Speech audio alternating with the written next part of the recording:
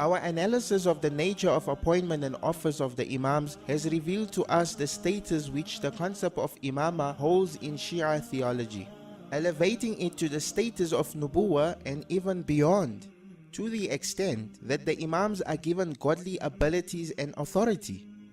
We will now investigate the Qur'anic foundations of the Shi'i concept of Imamah. By analysis of the usage of the word Imam and its plural form A'imma in the Qur'an, we will investigate whether the Qur'an provides any basis for the doctrine of Imamah as formulated in Shi'i theology. In limiting our investigation to the Qur'an, it is not our contention that the Sunnah is inconsequential in issues of doctrine. Instead, it is out of the conviction that a doctrinal issue like Imamah, which Shi'i theology places above Nubuwah, must find textual support from the Qur'an. After all, the secondary issue of Nubuwah finds more than ample support in the pages of the Qur'an. No one, after reading the clear and unambiguous Qur'anic text, wherein Allah makes mention of His messengers and prophets, their status, their stories, the explicit mention of their names, and the importance of belief in them as an integral part of faith in Islam, can reasonably doubt that the Qur'an supports, or rather enjoins, belief in Nubuwah. The question now is, does the same hold true for Imamah? If Imamah is superior to Nubuwah, as the theology of the Ithna Ashari Shia teaches, it would be only reasonable to expect that the Qur'an would deal in equally explicit terms with Imamah, and if not, that at least a clear, unambiguous picture of what Imamah is and who the Imams are would be drawn by the Qur'an. In what follows, we will investigate how the word Imam and its plural A'imma have been used in the Qur'an. From the way Allah has used the word in the Qur'an, it will then be seen whether the Shi'i concept of Imamah that has been explained above finds any sort of Qur'anic support. The word Imam recurs 7 times in the Qur'an, while its plural form, A'imma, appears 5 times. In 3 of these cases, it refers explicitly to a book. وَمِن قَبْلِهِ كِتَابُ مُوسَى إِمَامًا وَرَحْمَةً إِنَّا نَحْنُ نُحْيِي الْمَوْتَى وَنَكْتُبُ مَا قَدَّمُوا وَآثَارَهُمْ وَكُلَّ شَيْءٍ أَحْصَيْنَاهُ فِي إِمَامٍ مُبِينٍ. In another 2 cases, it refers to the champions of Kufr. فَقَاتِلُوا أَئِمَّةَ الْكُفْرِ وَجَعَلْنَاهُمْ أَئِمَّةً يَدْعُونَ إِلَى النَّارِ. One reference is to a clearly discernible road. وَإِنَّهُمَا لَبِإِمَامٍ مُبِينٍ. In the remaining 6 places where the word is used, it is used in terms of its literal meaning, that is leadership.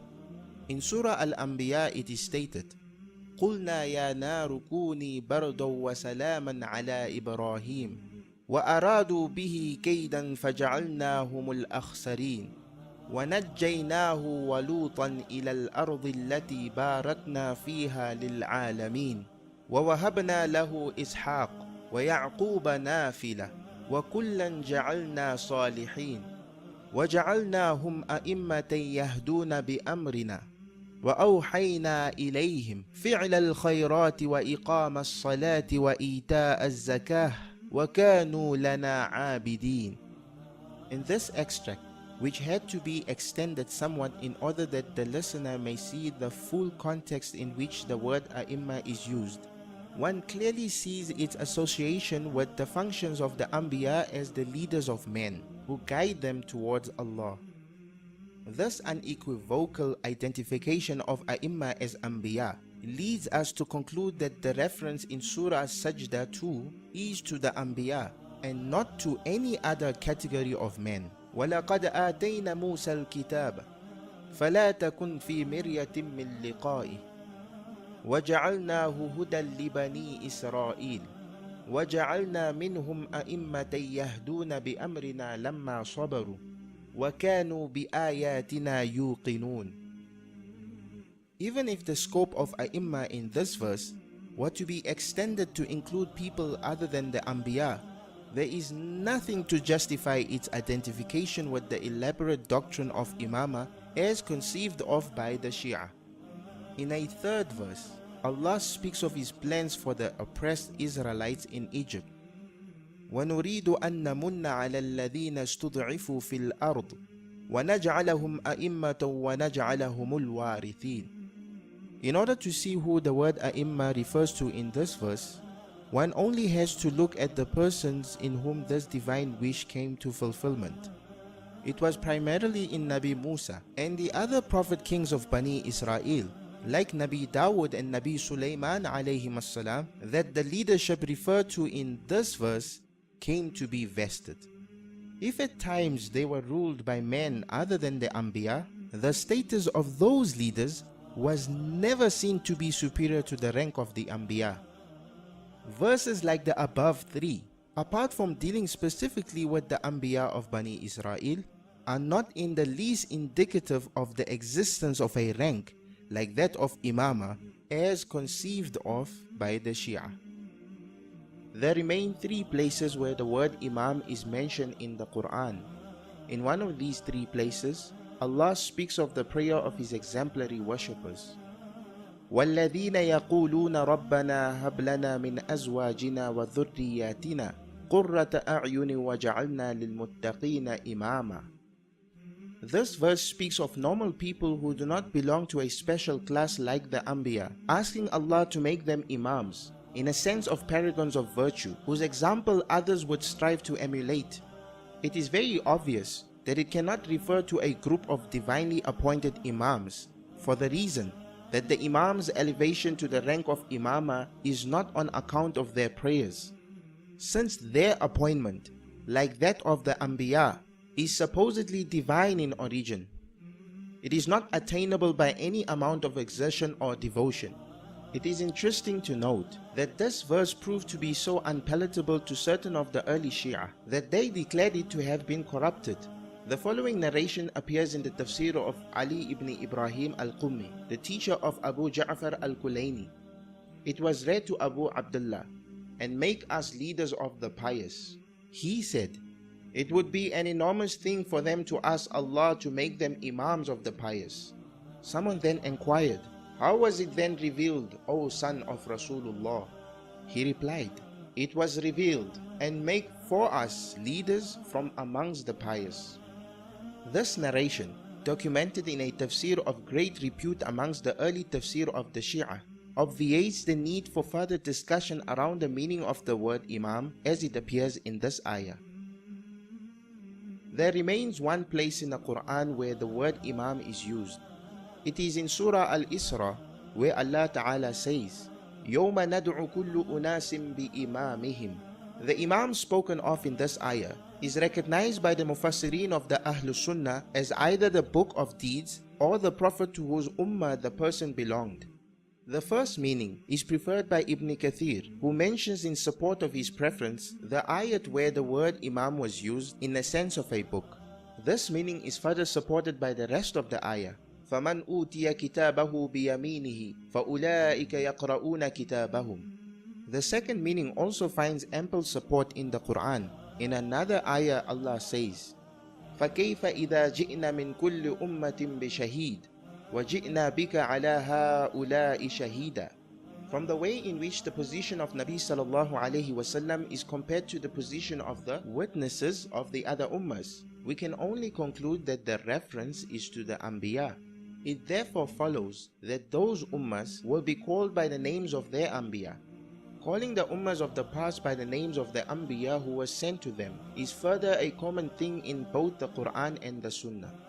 The Ad, for example, are commonly referred to as the people of Hud, just like the Bani Israel are called the people of Musa.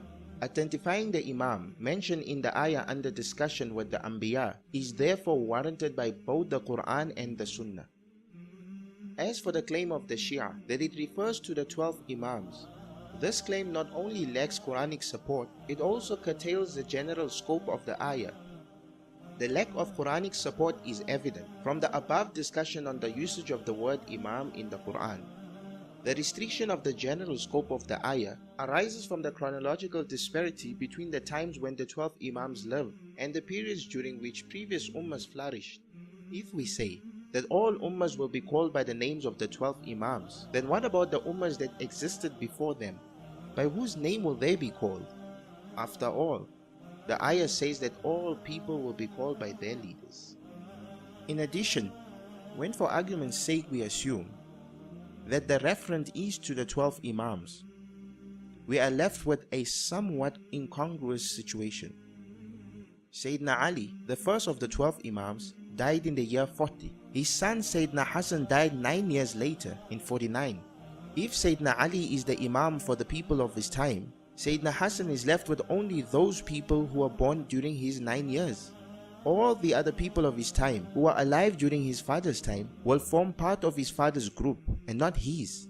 The tenure of the third Imam lasted for 22 years, the fourth for 34 years, the fifth for 19 years, the sixth for 34 years, the seventh for 35 years, the eighth for 20 years, the ninth for 17 years, the 10th for 34 years, and the 11th for only 6 years. Suddenly with the 12th Imam, the awaited Mahdi, we have a tenure of Imamah that has been running for over 1200 years.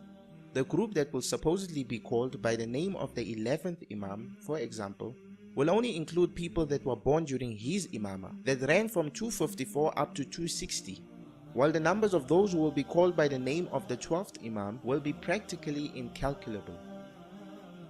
Compare this incongruous scenario with the much more orderly Qur'anic system of having the various ummahs called by the names of their Anbiya on the day of Qiyamah, and the absurdity of using the 71st ayah of Surah Al-Isra to substantiate the doctrine of Imamah as conceived of by the Shia will be fully exposed. There can be no question that the word Imam in this ayah does not refer to the 12 Imams. We have discussed here each and every place where the word Imam and its plural A'imma were used in the Qur'an. It was demonstrated how Allah Ta'ala used this word to refer variously to a book, the champions of Kufr, a road, the leaders of the Israelites, the leaders of the pious, the prophets, or the book. Any attempt by the Shia to identify the idiosyncratic notion of Imamah with the Imamah of the Qur'an is totally incongruous. The closest they could come to it would be to draw a similarity between their own Imamah and the leadership of the Israelites. However, such a similarity is immediately rejected when one considers that this leadership of the Israelites is clearly identified in the Qur'an with the Anbiya of Bani Israel. The Qur'an provides no grounds whatsoever to identify this leadership of the Israelites with anyone but the Anbiya. It is not uncommon to find the Shia quoting verses, such as the 5th verse of Surah Al-Qasas, to substantiate their belief of Imamah. If they only took the trouble of reading the verse in its proper context, without adding to it the excrescences of their own theology, they will see just how far-fetched their identification of Qur'anic Imamah with Shi'i Imamah really is. In Al-Qasas, for example, the reference is clearly to Musa and his people.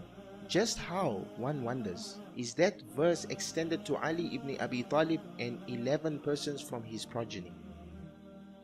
The attempt to draw a comparison between the Quranic leadership of the pious and the Imamah of the Shia is similarly fraught with problems. It has been seen above how this form of leadership is a favor sought from Allah by His ideal servants. The Imamah of the Shia, on the other hand, is like Nubuwwah, divinely granted and cannot be aspired to by any person. The utter lack of harmony between this form of leadership and the Shi'i Imamah is nowhere more clearly brought to light than in the authentically narrated saying of Imam Ja'far as-Sadiq, which points at the corruption of the text of the Qur'an at the hands of the Sahaba radiallahu anhum as the reason for the disparity.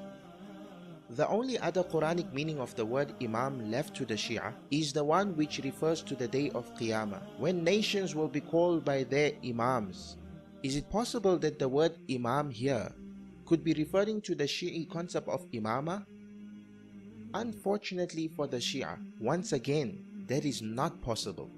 It is not possible for two reasons. Firstly, because a holistic reading of the immediately following verses, as well as of other verses of the Qur'an, point unmistakably to the fact that the Imamah spoken of here refers either to the Anbiya, by whose names nations are called not only in the hereafter, but in the Qur'an and Sunnah too, or to their books of deeds, by which they will be called to account. Secondly, because identifying the verse with the Shi'i concept of Imamah leads to a very problematic distribution of nations for the various Imams. In conclusion, in the usage of the word Imam in the Qur'an, there is nothing whatsoever to support the belief of Imamah as conceived of by the Shia.